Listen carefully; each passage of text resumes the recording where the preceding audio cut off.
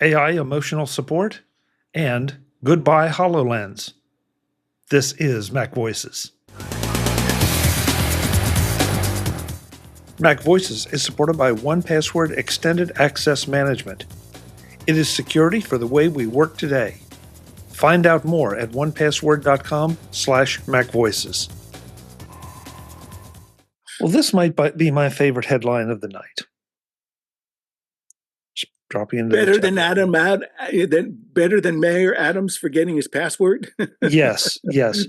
This is a Wired article. Microsoft's AI boss wants Copilot to bring emotional support to Windows and Office. If there were ever software that needed emotional support for its users, it's Windows and Office. If you read the article, it's not as necessarily therapy based as that might sound, although it might have some benefits there. And this is from Mustafa Suleyman, who is the AI boss that they refer to. He's the AI CEO. But he wants to give. Oh, go. I was just going to say, I think somebody needs to tell him that Microsoft rebranded. It's not Office anymore, but Microsoft 365. So. Oh, well, jeez. Yeah, like that makes a big difference, right? Yeah. But you still have the Mac. You still have the Mac until last week. They were offering you sort of like the 2019 Office editions, and now last week they're now offering 2024 Home and Office editions. And as one review snarkily put it, they're doing that 4 months before it's 2025. Yeah, well, and that, Mark, you're referring just to the one that you can purchase. It's not subscription; you just purchase it outright. That's right. You purchase it and download it and own it forever. Yeah, until it stops working because you have to upgrade to the next one. I don't know. It just, with all the discussions we have over AI and large language models, this saying that he's overseeing an overhaul that gives Copilot a, quote, empathetic voice, the ability to see, and more advanced reasoning skills. So I'm anxious to see, how they define and what the results will be for a more empathetic voice. Well, I think this is a serious point, because I was having a long discussion, with an AI guy, last week about how they train these models, and basically LLMs. It's maybe a little unfortunate that they talk about large language models, because all they're doing is they're looking at some sort of unique token in the input stream, and as OpenAI and others do with the ability to generate images or videos, the token can be the stem of a word, or it can be sort of a 64 by 64 pixel image that could represent a rhinoceros or a horse or an elephant or a human being or something. And one of the things we were talking about was what do these LLMs model? And right now they do not model sort of emotional content, which could be modeled in similar ways that they've modeled other things. It just becomes a longer and longer and longer vector stream, and per token, and more and more computation, which is good for chip makers like NVIDIA. So to me, it was interesting to see this, and I almost got the feeling that maybe there was a lost in translation sort of effect here. Of, I don't know if the guy Suleyman at Microsoft was actually recommending he wanted emotional content in Office, or if he was saying something different, that the author of the article didn't quite grok, and as a result wrote it that way. Because what I've noticed is a lot of the AI voices, they are no longer mechanical. They seem to have more usage and context appropriate use of is it a question, or as a statement, in terms of voice inflections and other things. So, I think emotional content can be modeled, and it's just something to sit back and watch and see what happens as this whole field evolves. Mark, I was not going to bring this up. I'm trying to see if I can find a link. Ooh, I love when I hit your buttons, Chuck. Well, I was I'm trying to find a link that I can put in the show notes that is accessible to somewhere. Here we go. Here's one. Actually, it's another Wired article. So, but have you all seen any of the Google Notebook LLM or listened to any of these? If you haven't, it is absolutely fascinating. This is a tool that you can feed a transcript or something in. We can feed the transcript of this show into it, and it generates two people having a conversation about what we talked about. And not only, I mean, it sounds like two people having a conversation with the verbal tics, with them sort of borderline drawing certain conclusions about how much we agreed or disagreed. And the voices, to Mark's point, they don't sound robotic at all. They sound like two pretty slick broadcasters having the conversation. If you haven't, and there's several examples of this.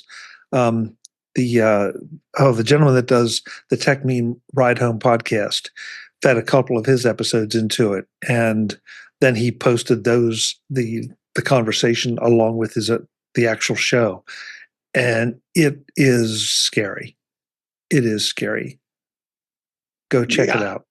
I've had students tell me about this, and I haven't tried it yet. I saved the link in my folder of AI stuff to look at. I'm still trying to figure out use case. I mean, I presume I could take a technical article and submit it in some format to Google in this notebook LM, and then they would have a conversational description around the article and what the technical article has to say. So it changes what would be reading into listening. Yeah, I'm just having a hard time figuring out use case. Marty, I get it completely. I mean, part of this felt like sort of the examples were generating or not useless content, but content that is okay. It's already been repurposed. But this seems to be as much of a proof of concept as anything.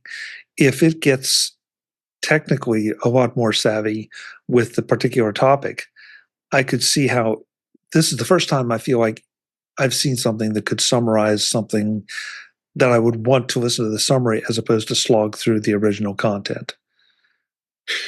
Yeah, now you've got me thinking I want to open this thing up and I want to dump a few articles into it and see if it can do a conglomeration of the topic in a conversation. And yeah.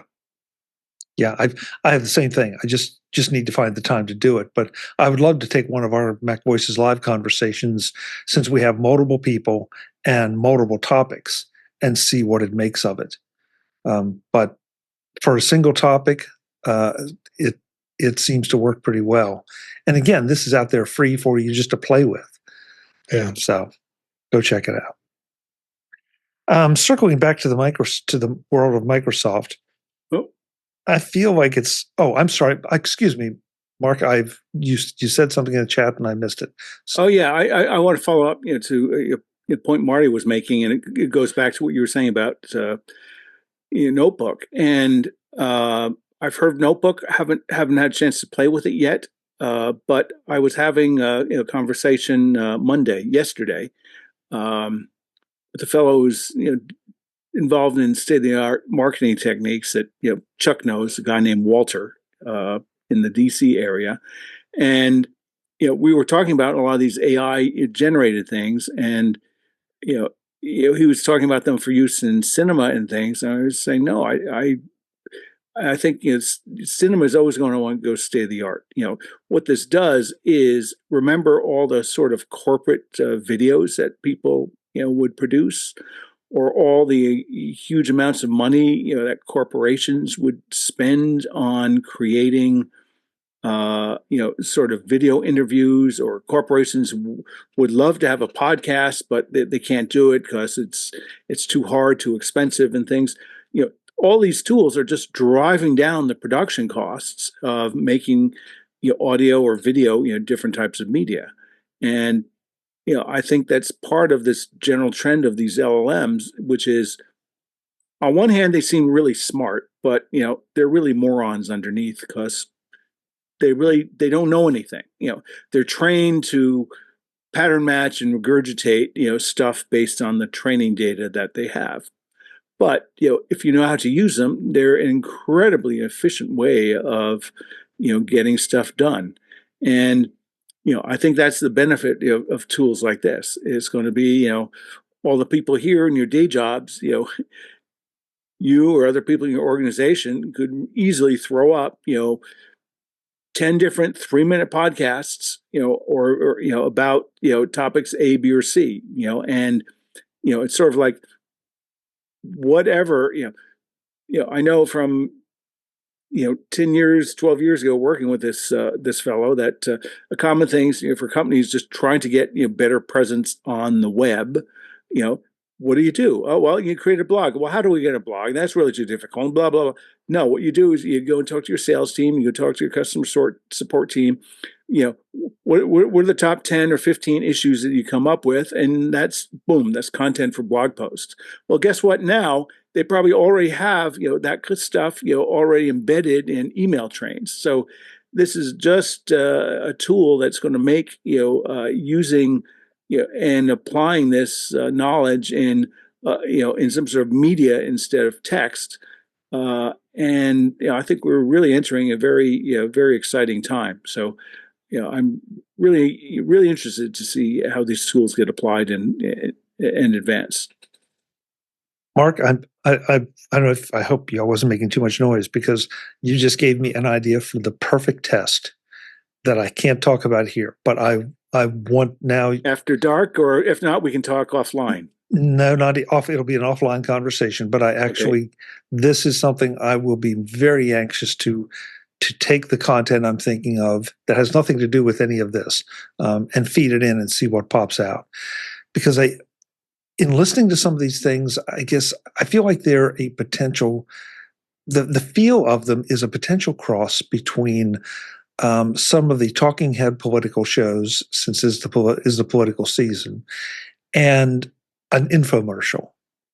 The whole tone of the conversations doesn't necessarily make it bad. It's just that's the tone I've gotten from the ones I've listened to. And again, I want to play with it for MacVoices, but I have a very specific test I want to give it, and then I'll report back. I won't be able to elaborate on the details, but yeah, thank you. Something you said there triggered it. It's like, oh man, that's a perfect test. I'm glad to be of assistance, Chuck. Yep, that's. You have people behind you reading newspapers. What more can I ask for? To circle back to the circle back, Microsoft is killing off the HoloLens too, with no successor device or follow-up device planned. So I couldn't help but think of the way that Microsoft ended up sort of ceding the whole tablet market to Apple when a superior product came out. Do you think Microsoft is just not going to do this, or when they were the ones that tried to jump in early? This honestly surprised me. Anybody? Nobody cares? No, I'm not surprised with moves that Meta has made, and even some of the rumors about where Apple's going. I think the article alludes to the fact that they were looking at the hardware issues, and they just don't want to go down that path. Today, there was another article that they killed the Surface Duo today. It was reported in Windows Central. So it not only the headset, but I think what was the last vestige of their phone or smartphone, the Surface Duo 2 is not going to get any more updates and not going to get any support after late October, middle of October. And I can find that and put it in the chat if you're interested. But it just seems like they're doing a major retooling. They're might be pulling out of two categories of devices. Mark? Yeah. So two comments. One, I guess to Marty's point is, yeah, I think Microsoft is starting to realize that they're really not all that great at consumer level or business level hardware, and maybe they're just slowly withdrawing, and it would make sense that they're investing an enormous amount of integrating LLMs into more more versions of the X Copilot, whether it be Outlook, Excel, or any of the other things that they're doing. So it seems like they're strategically placing their bets, and I give them credit. They're realizing, hey, if we're not competitive, let's not just continue to burn money. Let's redirect the team, redirect the capital into other things where we can actually win at. So in that regard, I say good on them. And I have one humorous comment to make whenever we end this discussion about it, but I turn it back to you, Marty or Chuck. This MacVoices is supported by 1Password Extended Access Management. It is security for the way we work today. Find out more at onepassword.com/MacVoices. Yes, the way we work today. There was a time not that long ago when your company's team were located all in one place, everyone was connected to the same network, and everyone used company-issued hardware. Those were the good old days, right? No, not really. Today's work world is better understood as 3D. Diverse, dynamic, and dispersed. That's good for productivity, not so good for IT security. Unless, of course, you have 1Password Extended Access Management. 1Password Extended Access Management that brings all the unmanaged devices, apps, and identities under your control. It ensures that every user credential is strong and protected, every device is known and healthy, and every app is visible, no matter where they are. Available for companies with Okta and Microsoft Entra, and in beta for Google Workspace customers, 1Password Extended Access Management gives you peace of mind in that 3D world. Check it out at onepassword.com/MacVoices. That's onepassword.com/MacVoices. 1Password Extended Access Management, your best bet in a 3D world. Thanks to 1Password Access Management for supporting MacVoices. Webb, you have a devil-eating grin on your face. No, I'm just looking up Microsoft Service. I'm not that familiar with the product line, so don't mind me. Just keep going and talk amongst yourselves. Thank you. Eric, any thoughts as an Apple Vision Pro owner? My only thought with all of this is, the more they come up with AI stuff or Apple Intelligence or,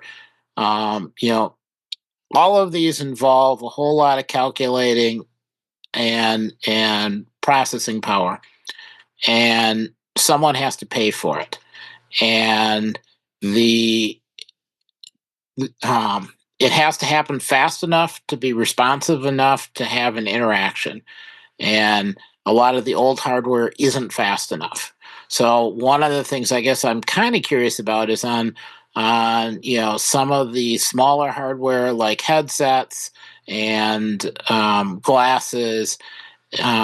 Is there enough performance in that hardware to have acceptable responses with current available processors? And is it something where maybe they just need to wait for a couple of years for a few more generations of processors to come out, and then they could turn around and reintroduce stuff, and versus beating their head against the wall trying to do something, or trying to do it all remotely on a server and then turning back and delivering it. So in some respects, I think Apple kind of has the right idea, sort of pushing, oh, the iPhone 16 is built for Apple Intelligence, even though nothing got shipped right away. At least they have hardware that is relatively fast, relatively responsive, and doesn't draw tons and tons of power, and a lot of on-device stuff versus having to ship everything to the cloud. I don't see Apple running around trying to figure out how they can buy a nuclear power plant, and that certainly is going to be something of a consideration. So I'm just watching the trends of what is available for processors that don't draw too much power, and what are the options actually realistically out there. And I think that will set the tone for what gets shipped. Marty, sorry, Eric, the thing that I guess gets me about it is that it doesn't feel like Microsoft is willing to fight. That if they seem to come to market early, but then somebody comes along and does something a little better, and maybe they don't fold their tent right away, but this is the second time this has happened, and maybe you could argue with some other products that haven't been quite as high profile. I mean, I'm not in the habit of praising Meta, but at least Meta is fighting the fight. I may not be there fighting it, and I mean even Amazon with its Echo glasses that Marty brought up earlier. But Microsoft just seems like it can't get out of its way when they do something and it looks like it's potentially interesting, and then they just say, "Nah, somebody else is probably doing it better." And they definitely have the research groups to produce the technology. They just evidently don't have the product people to get it out there. Yeah, Mark. Yeah. So a bunch of thoughts there. I guess one to Eric's point.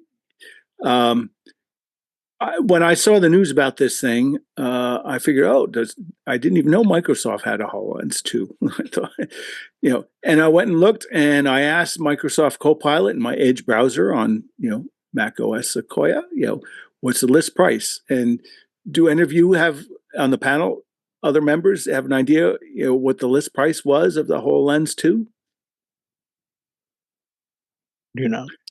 Okay, it was $3,500, which is same price as Apple Vision Pro, but it was launched a lot earlier. So that to me that was interesting. Which is sort of indicate. So it was launched 2 years ago. That's indication of and I'm not trying to say that the technology in the two different products is exactly equivalent, but that's sort of like where it's going to need to be priced given current generations of technology. And instead of criticizing Microsoft, I want to give them, a silver or a gold star, because here I think, yes, Microsoft of old would come out and they'd have all these great products and great concept announcements and never ship anything. I think. I think that now that Gates and Ballmer are in the rearview mirror, I think Nadella seems to be rationalizing it to focus on where they can actually be competitive and make money. So, to the extent that they're killing hardware products that are not successful, is something I think to be applauded. And yes, okay, they took a risk; it didn't work out. Give them credit for that. Going forward. I think both Chuck and you, Eric, you question where are they going to get the silicon? Well, Qualcomm has quite a legacy and have quite advanced, processing, chips. And I think there was a couple of weeks ago a story about Microsoft going forward with Qualcomm for a lot of their AI PCs. So, for better or worse, I think Intel is toast, and there's a bunch of other, advanced innovations coming there, so Qualcomm sells, not only to Microsoft but to Google and all the other dwarfs in the smartphone space. So we'll have to see. I think yes, you could argue they're 4 years behind what Apple did in the innovation in the original M1 processor, but that's the nature of the universe, and we're going to see an interesting competition going forward. So I'm more intrigued to see, okay, what does Microsoft do in beefing up the capabilities of integrating LLMs into their products? Because frankly, I'd never buy a Surface. I didn't even know that I thought HoloLens got discontinued years ago. I didn't even know it was still around. But we'll have to see if there's any deeper meaning in this in terms of the state of the market development for both Meta and Apple with the Vision Pro. Because 3,500 is not a mass market product. Can they get it down to $1,200, $1,000? I think they're going to need to do that if they really want to get into a more affordable, high volume, price point. And with the conversations that have occurred and the articles that have come out with where Apple's going with the Vision Pro, they're going to continue to do a high-end model and work their way down. And I think Meta is, in the long range, wants to look at a high-end. They want to go into glasses. And so the Orion that came out that was ridiculously priced was their kind of claim to say, we're still going to play in the high end. We're not there yet. But I think they're going to continue to focus on the low end. They've dropped their Pro model, which was the $1,000 version of the Meta. And they've then put in a model that's $100 cheaper that's coming out in about 5 days, and it's going to hit the market. So I think Microsoft's seeing that Apple's taken the high end, Meta's taken the I don't want to say low end, but the more financially available, the affordable, the volume, the affordable end, yeah. And where's their position in the market? Yeah, they're both trying to, both of those companies are trying to work their way to the other end. But you're right. I mean, Microsoft's trying to figure out what they're going to do with what was a $3,500 headset. It's interesting to hear Mark's perspective versus mine, and I don't know that either one of us are right or wrong. It's just two different perspectives on it. But I can't imagine that Microsoft doesn't want to be in part of this game, because they seem to want to be in every other aspect of the game. But the point about business hardware is a really good one, Mark, that, short of the Surfaces, they really haven't had any terrific hardware successes. So maybe they just need to be a software company and that's it. Well, I'm sure Webb would agree with me here that we watch various football games. All you see is Microsoft Surfaces and Microsoft banners. Yeah. Go figure, So yeah, there's a lot of that. I think Microsoft paid for that privilege, and what was the other story that about the NFL? And I don't know if it's still true today, but it used to be that some of the players were wearing Beats headphones on the sidelines or in warm-ups, and Bose had paid a lot of money to be the headphone provider. So they told the players, you can't do that anymore. And then they gave every player a couple of sets of Bose headphones too. So yeah, it's sponsorship, I heard that story. Yes. Wayne just joined us in the chat room, and he said that his wife's friend just gave him a brand new pair of Meta's Ray-Ban Smart AI glasses this weekend. I have to admit that I'm very impressed with how well they work. So, Wayne, can you give us an idea on exactly what you're able to accomplish with them? I know that they have video capture, but other than that, I'm not deadly familiar with what else they offer. So I admit I've looked at them and I've seen other people say they really like them, but I can't quite figure out what it is that they like about them other than the video capture. which is exactly what got Google Glass in trouble. Visit MacVoices.com for show notes and to connect with Chuck on social media. Get involved in our Facebook group or like our Facebook page, and get more out of your Apple tech with MacVoices Magazine, free on Flipboard and on the web. And if you find value in it all, consider supporting us through either our Patreon campaign at patreon.com/MacVoices, or by making a one-time donation via the PayPal link on our front page and in the show notes of each episode. You will join these fine people who help bring you Mac Voices.